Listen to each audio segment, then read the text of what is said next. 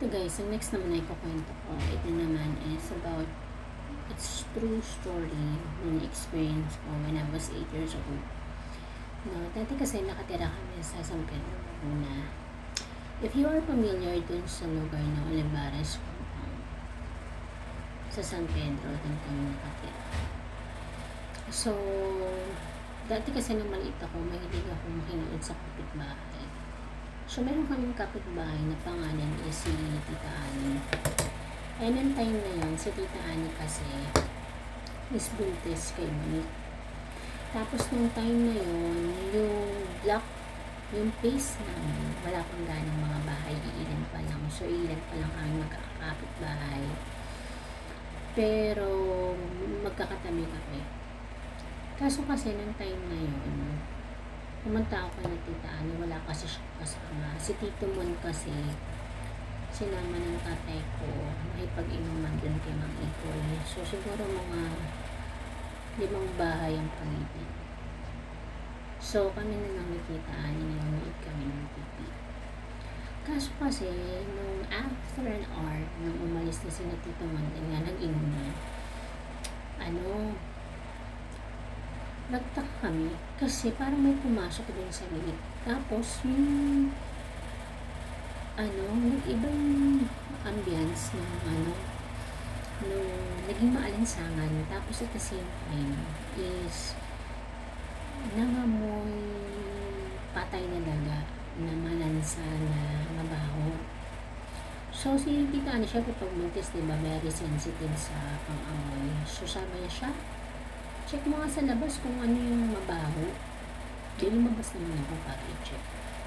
Tsaka para i-check din kasi tumunog yung gate. So may pumasok.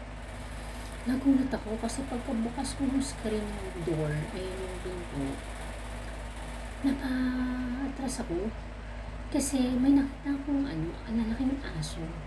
Para siyang Doberman Pinscher, pero mas malaki pa dun. Tapos itim na itim siya. Tapos yung mata niya kulay red talaga. Natakot ako kasi ako familiar ako sa mga aso kasi lola ko mahilig sa aso talaga ng mga may breed. Ang alam mo kasi Doberman Pinscher is pino yung balahibo. Yung nakita ko mabalahibo pero ang tindig Doberman Pinscher, di ba yung Doberman Pinscher medyo matangkad na pala? Ayun, hindi, may balahibo.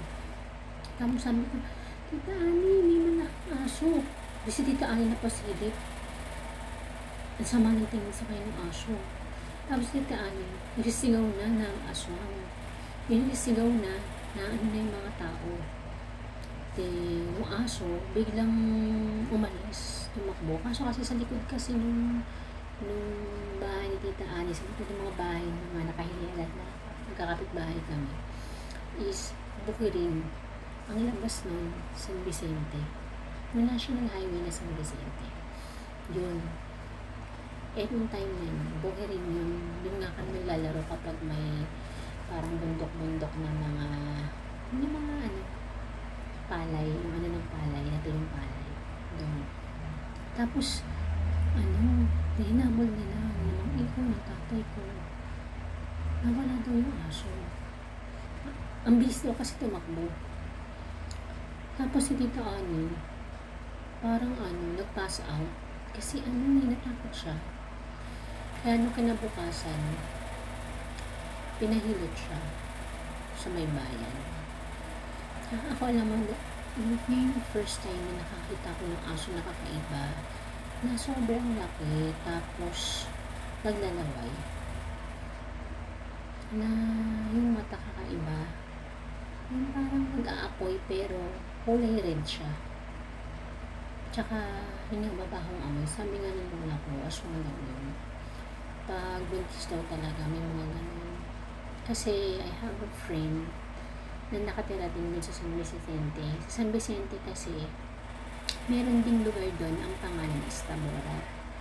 Yung bahay kasi ng friend ko si Joanne, parang nakatira lang sila sa parang bodega na ginawang bahay. One time nakatira ako doon ng lumaya sa doon ako tumira. And na-experience talaga namin na kasi mga jealous silang yung bahay nila eh. yung windows ng bahay nila. As in, nung 12 ng midnight, naalimpangatin kami kasi parang may naglalakad yung sigawan. Tapos nung tinignan ng friend ko nung bintana sa jealousy, may nakasilip na may red na mata. Sigaw yung kapatid ni John kasi yung nagising din, nakita talaga. Tapos si Papa kumuha ng itak, hinabol. Kaso ang bilis tumakbo nun. Hindi siya pusa or baboy. Tao talaga siya na maitim. Puro daw siya buhok. So, di ba yung mga aso, pwede silang maging yung shapeshifter. Pwede silang maging baboy, pusa, malahing pusa. Pero yun daw. As in, hugis tao, pero mabalahin mo. Hinabol ni Papa ng itak. Kaso hindi na nahabol ni Papa ng itak. Tapos another incident pa, kasi yung best friend ko, may mga baboyan sila. Yung baboy nila parang free range lang, pero yung mga baboy nila native, yung mga itim. One time, kasi si kuya niya yung nagtatrabaho.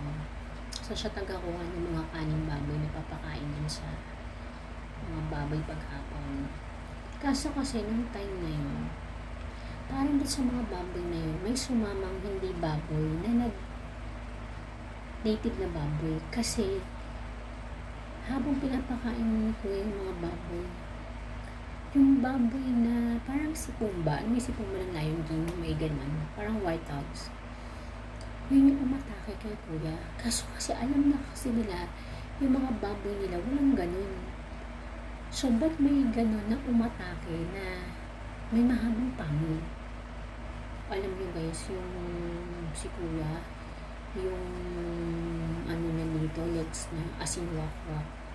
Alam mo kung hindi siya nakuha niya yung gulong na hinati sa gitna para gawing kainan, hindi niya nahampas dun sa ulo ng siguro nakagat na siya, pati tiyan na. Ayun, may kaso kasi nung time na yun, wala pa si Papa, wala pa rin yung best friend ko, wala na kumay sa kanila.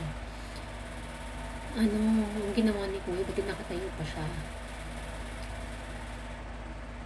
Pumunta na siya sa bahay, kaso yung baboy na yun, naandun pa rin, bumalik. Di ba, nung binato na ng goma, bumalik pa rin, tapos nag-red daw yung mga mata.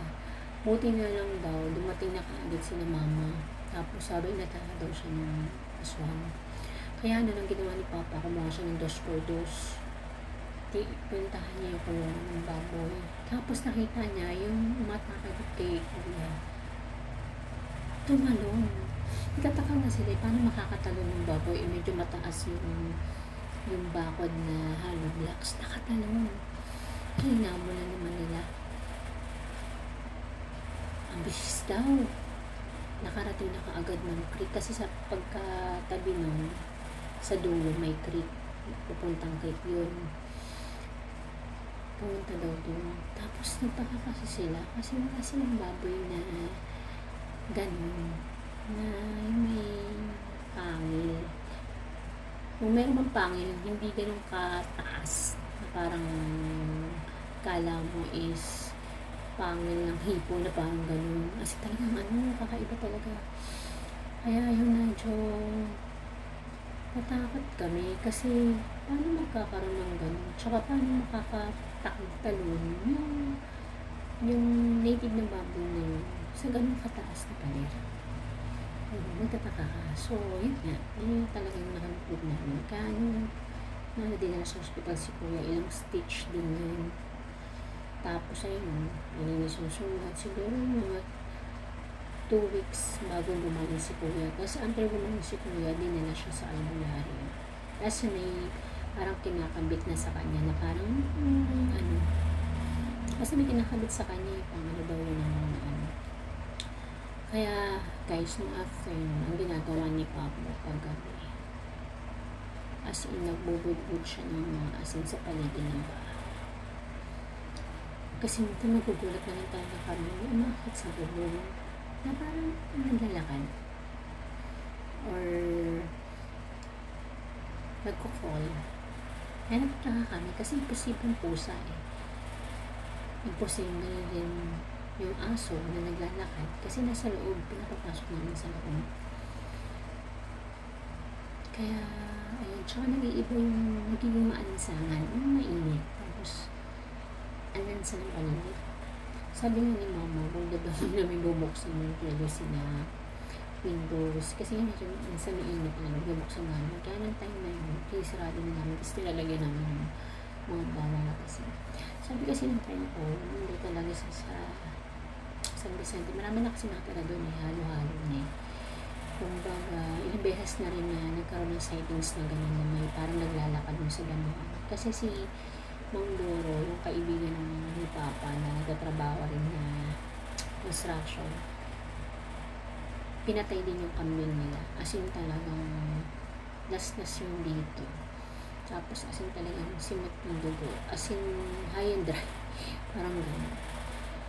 Kaya medyo nakakatakot doon kasi mapuno nung papunta sa creek, madilim.